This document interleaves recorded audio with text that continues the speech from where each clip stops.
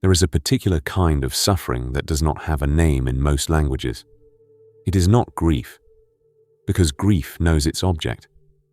It is not depression, though it can look like depression from a distance.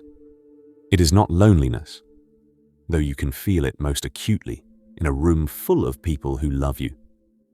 It is something stranger than all of those things.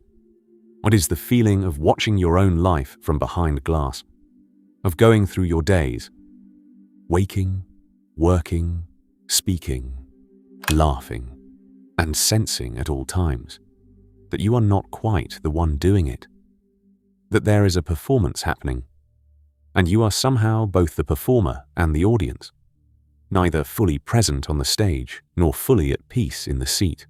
You know this feeling. You would not be here if you did not. Maybe it visits you in the middle of a conversation with someone you have known for years, and you notice your mouth is moving and your eyes are responding and your expression is doing all the right things. But somewhere behind it, somewhere deeper, there is a silence that has nothing to do with the words being exchanged. Maybe it comes when you look at your reflection and experience, just for a fraction of a second, the uncanny sensation that the face looking back at you is not entirely yours. Maybe it comes when you are standing in the life you work to build. The career, the relationships, the routines, and the thought arrives, quiet and devastating. This is my life. Why does it feel like someone else's? Most people push that thought away immediately. It frightens them.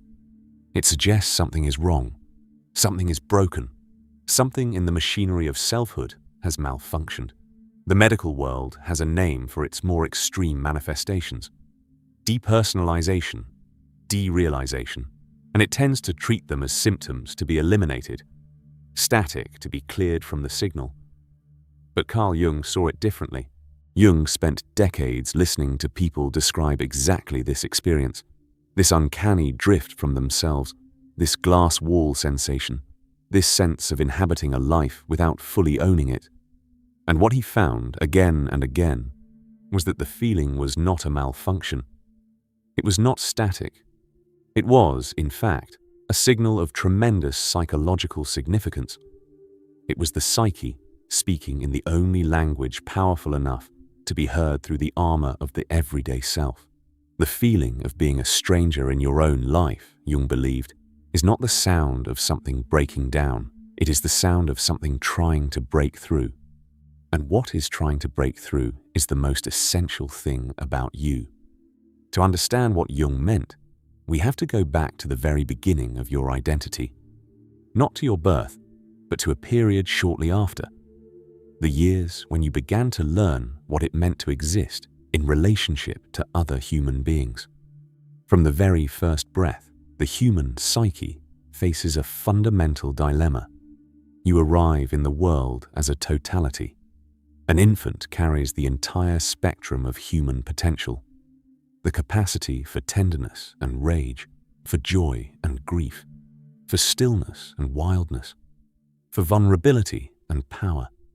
Everything is present. Nothing is suppressed.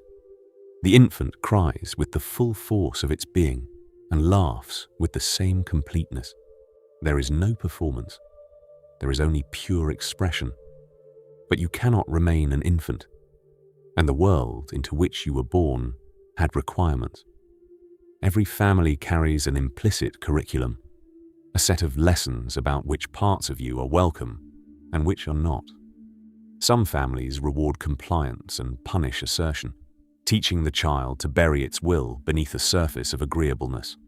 Others reward achievement and punish weakness, teaching the child to entomb its vulnerability beneath competence and capability. Some families demand emotional caretaking from their children, teaching the young psyche to become so attuned to others' needs that its own needs become invisible, even to itself. And beyond the family, there is culture. There is gender. There are the 1,000 invisible rules of the social world you were born into. Rules about how people like you are supposed to speak, feel, want, and be. Jung called the identity that emerges from this process the persona. The word itself comes from the Latin for the masks worn by actors in ancient theatre, a fitting etymology, because that is precisely what the persona is, a mask worn initially for survival, then worn for so long that the wearer begins to forget it is a mask at all. The persona is not evil. It is not even wrong. It is, in Jung's view, a necessary and creative adaptation to the demands of social existence. You cannot move through the world without some interface between your inner life and the outer one. The persona is that interface. The problem arises not from its existence, but from its gradual displacement of everything else. Because as the persona grows more elaborate, more socially refined, more strategically constructed, more exhaustively maintained, the parts of yourself that do not fit the mask do not disappear. They simply go underground. They migrate into what Jung called the shadow, the unconscious repository of everything you have been taught to hide, suppress, deny, or destroy in yourself. Your anger, if it was unwelcome, your ambition, if it was threatening, your sensitivity, if it was called weakness, your sexuality, your strangeness, your grief, your hunger for something you could never quite name. All of it becomes shadow material. All of it continues to live in the dark, and you continue to live in the light, a light that, over years and decades, begins to feel less and less like sunlight, and more like the fluorescent glare of a stage you never chose to stand on. This is the architecture of the glass wall. This is how the stranger feeling is built. Let us be precise about what happens psychologically when the gap between the persona and the authentic self grows wide enough to become unbearable. The ego, Jung's term for the conscious self, the I that believes it is in charge of your life, is built almost entirely on the foundation of the persona. It draws its sense of identity, its sense of continuity, its sense of reality from the mask. The ego says, I am the kind of person who does this, who wants this, who is this.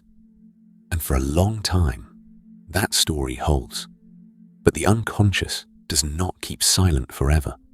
The deeper layers of the psyche, what Jung called the self, the greater totality that encompasses both consciousness and the unconscious, have their own purposes, their own timelines, their own insistence.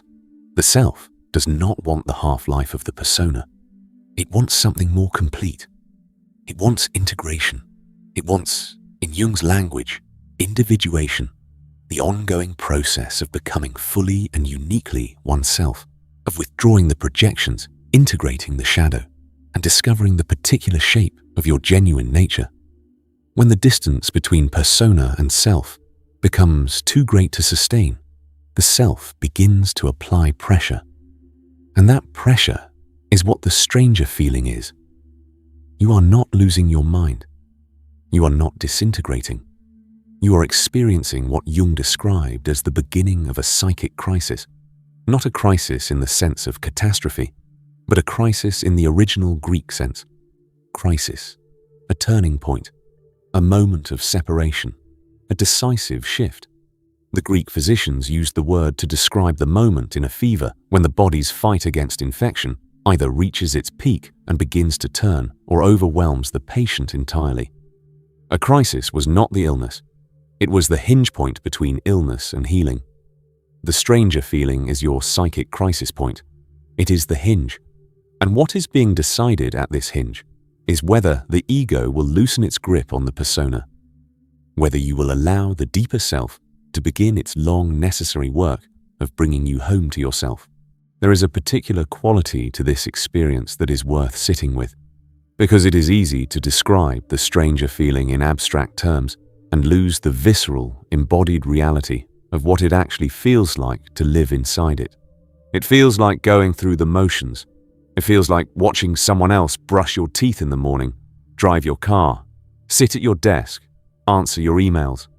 It feels like a lag, as though your body moves half a second before you decide to move it, as though your words leave your mouth before your actual inner voice has finished forming them. It feels like exhaustion that sleep does not fix, because the exhaustion is not physical. It is the exhaustion of continuous performance, of maintaining a self that requires effort to sustain, because it is not at its foundation actually you. It feels like a hunger you cannot identify. You reach for food, and the food does not satisfy it. You reach for entertainment, and the entertainment does not touch it. You reach for achievement, for affirmation, for connection, and each time, beneath the temporary relief, the hunger remains, because what you are actually hungry for cannot be found anywhere outside you. You are hungry for yourself. It feels, sometimes, like grief for something you cannot name, a mourning that has no object, a sense of loss that predates any specific loss you can point to. This is because what you are grieving is real but invisible. You are grieving the self you were before you learned to be the self the world required. You are grieving the unlived life that has been running parallel to the one you have been performing. Jung wrote about this with a compassion that was rare in the clinical literature of his time. He knew that the people sitting across from him in his consulting room were not weak or disordered. They were people who had been deeply, seriously loyal. Loyal to the requirements of their families, their cultures, their roles, and that loyalty had cost them something essential. They had paid for belonging with authenticity, and eventually, the bill came due. The stranger feeling is the bill arriving. Now, here is where Jung's understanding departs most radically from the ordinary response to this experience. The ordinary response, the one that psychology, culture, and the worried people in your life will encourage, is to close the gap as quickly as possible, to find strategies for feeling more present, more engaged, more connected to your daily life, to optimize the performance, to return, by whatever means necessary, to the feeling of being at home in the life you have built. But Jung's observations led him to a startling conclusion. Closing the gap is not the answer. The gap is not the problem. The gap is the doorway. What the stranger feeling is pointing toward is not a return to the old persona, refined, improved, made more comfortable. What it is pointing toward is the collapse of the persona as the primary structure of identity, and the emergence of something older, deeper, and more real in its place. This process is painful. Jung never pretended otherwise. He called it, borrowing from the alchemists who fascinated him, the Nigredo, the blackening, the dissolution, the phase in which the old form must break down before the new one can emerge. The alchemists described Nigredo as the death of the base metal, the necessary destruction that preceded the birth of gold. But here is the crucial distinction Jung always insisted on. Nigredo is not the end. It is not the truth about who you are. It is a phase, one phase in a larger process of transformation that leads, ultimately, to what the alchemists called the rubedo, the reddening, the return of warmth and vitality and color, the birth of the fully realized self. The stranger feeling belongs to the Nigredo. It is the experience of an identity that has run its course beginning to dissolve. The glass wall is not a prison being built around you. It is the old structure becoming transparent, letting you see, for the first time, what is on the other side. What is on the other side is you, not the curated, performed, socially acceptable you, the actual you. When the persona begins to loosen its hold, the contents of the shadow begin to surface.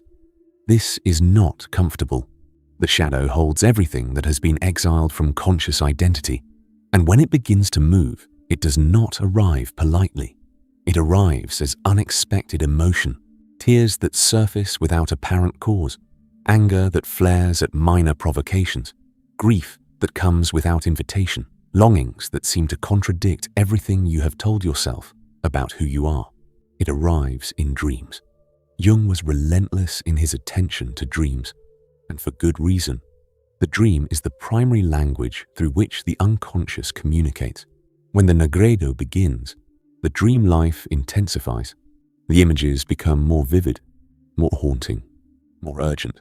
You dream of being in houses with rooms you have never entered. You dream of descending into dark spaces, of water rising, of structures collapsing, of figures pursuing you through landscapes that shift and dissolve. These are not nightmares in the ordinary sense. They are dispatches from the deeper psyche, communiques from the part of you that knows what the ego is too defended to admit, that the old structure is ending and something vast and unknown is waiting on the other side. The shadow also surfaces through the mechanism Jung called projection. In projection, the contents of the unconscious, the qualities you have buried or never allowed yourself to acknowledge, are experienced not as your own, but as characteristics of the people around you. The person who has buried their own anger finds themselves surrounded by people who seem angry. The person who has suppressed their ambition is inexplicably irritated by ambitious people. The person who has denied their own need for care sees neediness everywhere they look. When you begin to notice projection operating in your own life, when you begin to ask not just, "Why is this person doing this to me?" but "What does my intensity of reaction suggest about what I am carrying inside myself?" you have begun the work of shadow integration. You have begun, however haltingly, to reclaim the exiled parts of your own psyche. This reclamation requires the willingness to sit with qualities in yourself that you have spent a lifetime being told are unacceptable. It requires the courage to look at your own darkness, not with self-condemnation, but with the same compassionate curiosity you might bring to a child who has learned to hide the truest parts of themselves. But this reclamation is precisely what the stranger feeling is demanding. It is what is required for the glass wall to dissolve, not for the wall to be made more transparent, but for it to disappear entirely. There is something that Jung observed in nearly everyone who arrived at this threshold, and it is important to name it clearly, because it is one of the great traps of this phase of the journey.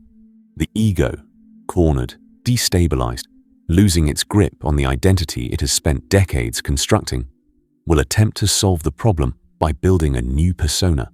This is subtle. This is how the ego works. It sees that the old mask is failing, and so it reaches for a new one. The person who spent years performing the role of the dutiful, self-effacing helper suddenly finds themselves compelled to reinvent as the fierce, boundary-setting individualist. The person who was the ambitious achiever discovers spirituality and performs that identity with the same unconscious intensity. The person who breaks down rebuilds immediately. Same structure, different costume. Jung called this the danger of inflation. The ego, rather than surrendering to the deeper process of transformation, annexes the language of transformation as a new domain of performance. The spiritual awakening becomes another role. The shadow work becomes another achievement to be displayed. The individuation process becomes, perversely, another way of being special, being seen, being validated. The signal that this has happened is a particular kind of rigidity beneath the apparent transformation. The new identity is defended as fiercely as the old one was. There is a quality of brittleness, of performance, of investment in being perceived as someone who has undergone genuine change. The stranger feeling does not actually resolve. It merely acquires a new costume. Real transformation has a completely different quality. It is quieter. It is more uncertain. It carries within it a fundamental humility, the humility of someone who has genuinely let go of knowing who they are and is learning to tolerate that unknowing as the precondition for discovering something truer. This is why Jung spoke so often about the importance of not rushing the process. The Nigredo cannot be accelerated by effort. The persona does not dissolve on a timeline that the ego can control. What is required is something far more difficult than hard work. It is the willingness to remain in the uncertainty, to inhabit the in-between space without prematurely filling it with a new identity. This willingness, this capacity to dwell in the dissolution without grasping for resolution, is what the alchemists called the mortificatio, the experience of a kind of inner death that is not dramatic but achingly quiet, the loss of the old self that feels less like a great crisis and more like a slow, steady fading of something you used to know. And within that fading, if you are willing to remain present to it, something begins to stir. The phase that Jung called albedo, the whitening, the clarification that follows the blackening, begins not with a dramatic revelation, but with a shift in perception so subtle that many people miss it entirely. You begin to notice, in small moments, a quality of presence that is different from anything the persona could generate. It might arrive during an ordinary afternoon, when you are doing something that has no performance value whatsoever, walking without a destination, listening to rain, sitting in the dark before you turn on the light. You notice that you are not thinking about how you appear or what you should do or who you are supposed to be.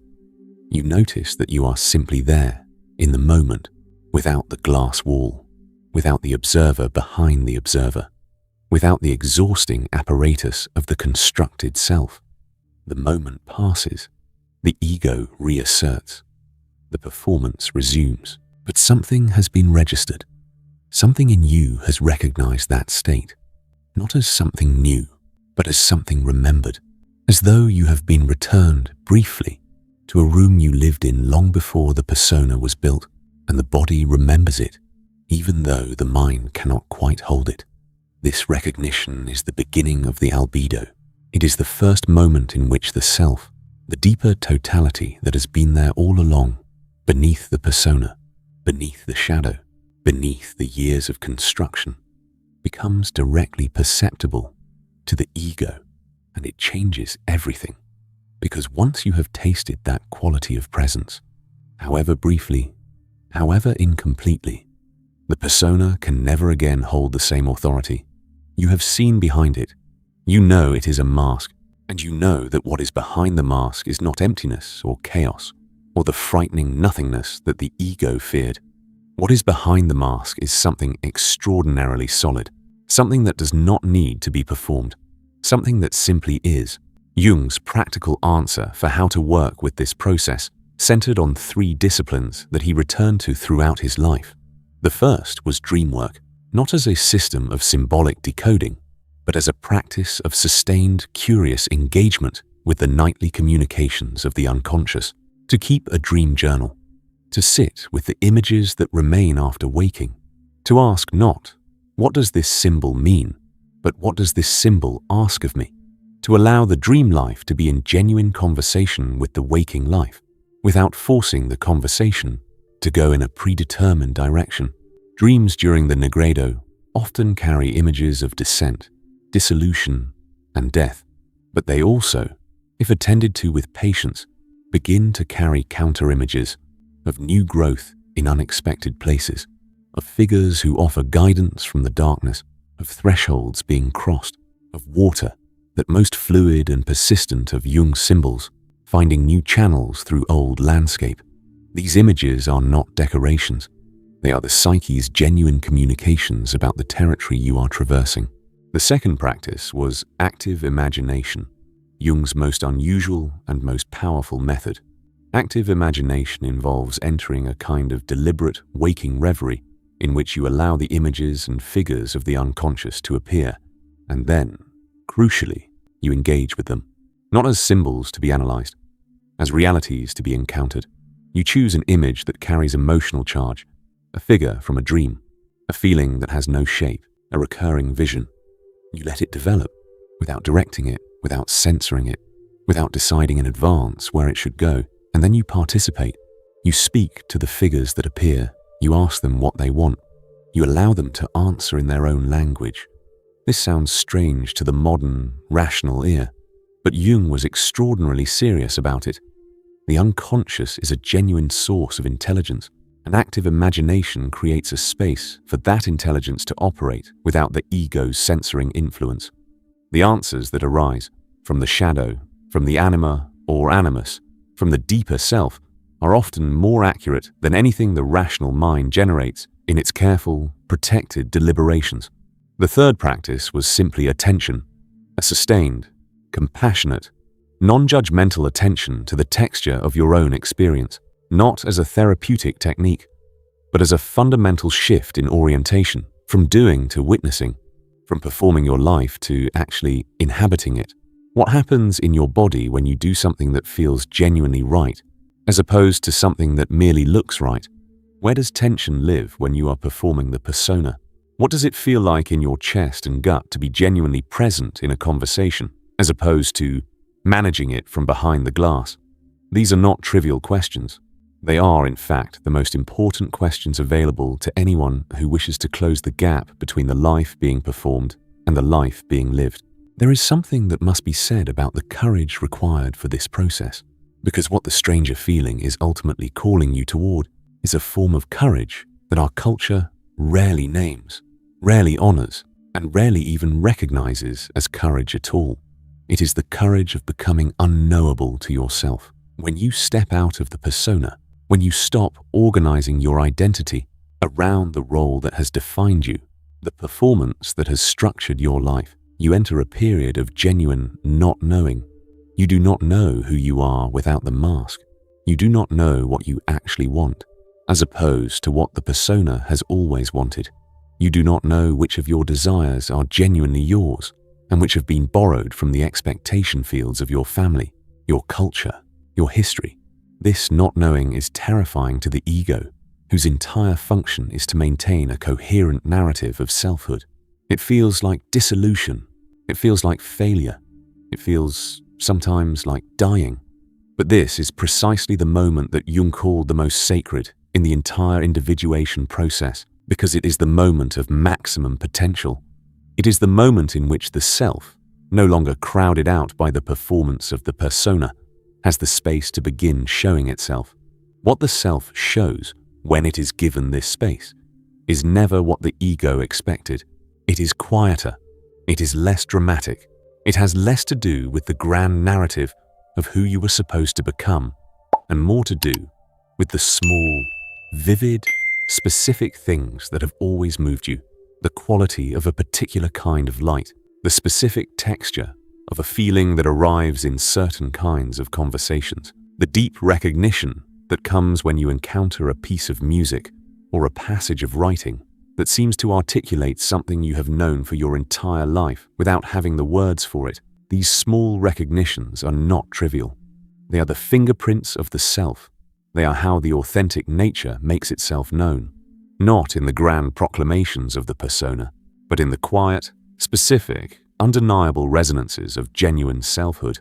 And as you learn to follow those resonances, to take them seriously as data about who you actually are, rather than dismissing them as distractions from the important business of performing your life, the glass wall begins, slowly and irreversibly, to dissolve. Jung's concept of synchronicity becomes particularly relevant at this stage of the journey, because it addresses something that many people traversing this territory report experiencing: the uncanny sense that the external world is beginning to respond to the internal shift. Synchronicity, Jung's term for meaningful coincidences that cannot be explained by conventional causality, is the result of a shift in the relationship between the conscious mind and the deeper patterns of the psyche. When the ego begins to align with the self, when the performed identity loosens its grip and the authentic nature begins to emerge, the individual's perceptual field changes. They begin to notice things they previously filtered out. They begin to attract situations and encounters that resonate with their genuine nature rather than their social performance. This can feel like the world rearranging itself. The right book arrives at the right moment. The conversation with a stranger yields precisely the insight you needed. A door opens that you had not known to look for. Jung was careful to say that this is not magic. It is psychology. When you stop filtering reality through the narrow aperture of the persona, you encounter a much larger world, one that has always been there, but that the mask was obscuring. The synchronicities were always happening. You simply were not positioned to receive them. As the stranger feeling begins to resolve, as the glass wall thins and eventually dissolves, this quality of synchronicity often increases. Life begins to feel less like a performance being sustained by effort, and more like a current being moved by something larger than the individual ego. There is a sense of rightness, of fit, of inhabiting your own experience rather than watching it from a distance. This is not the arrival of perfection. The individuated self does not become immune to suffering.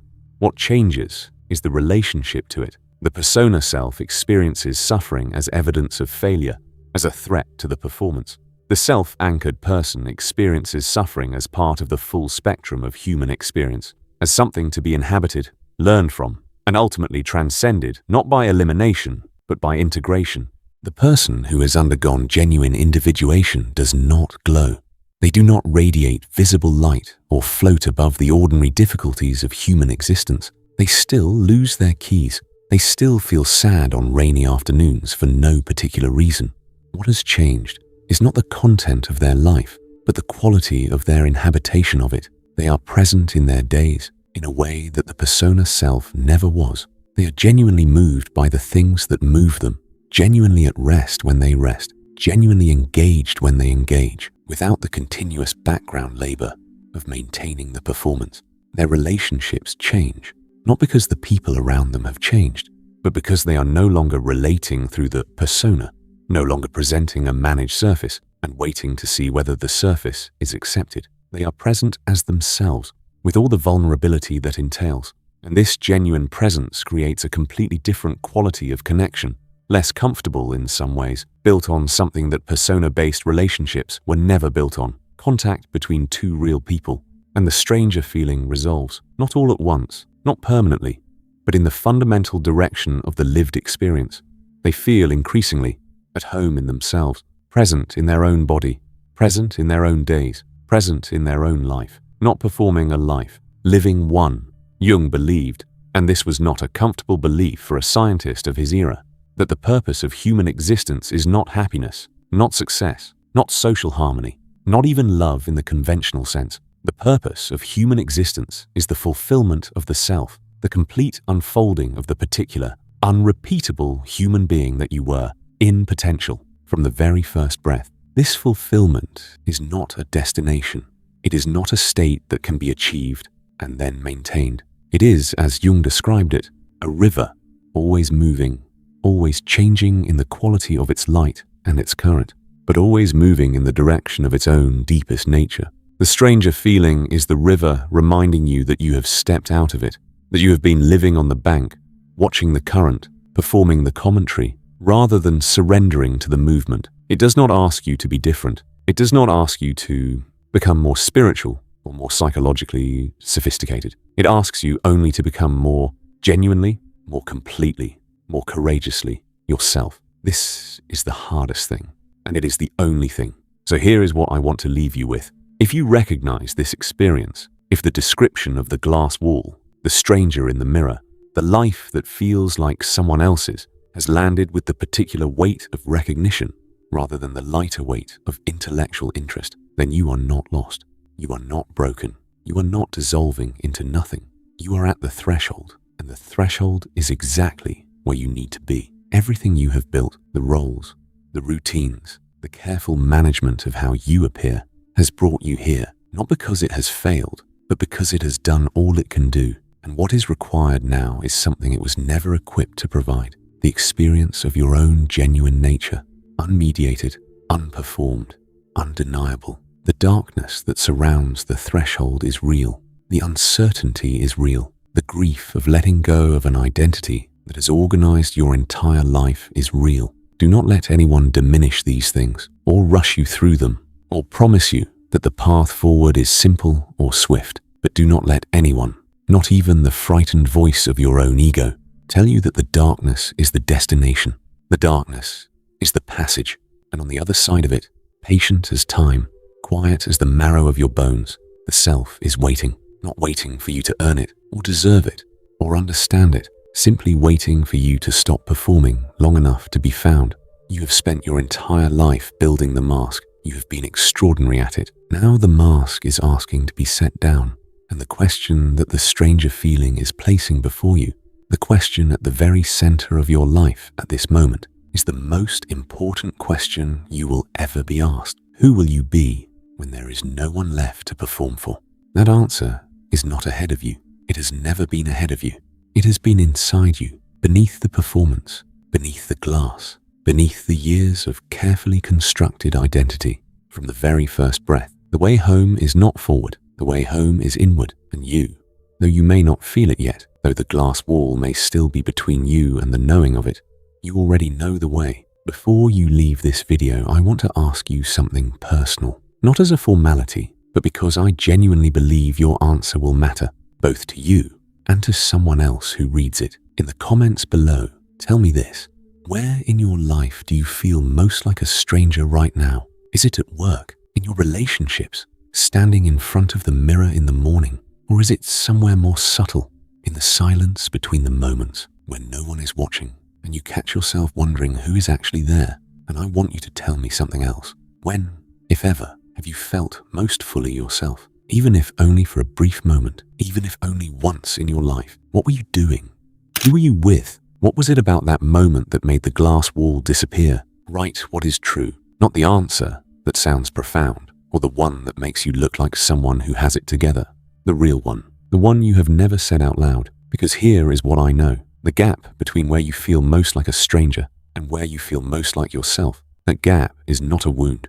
It is a map, and you already hold it in your hands. The thread below is for the real answers. I will be reading them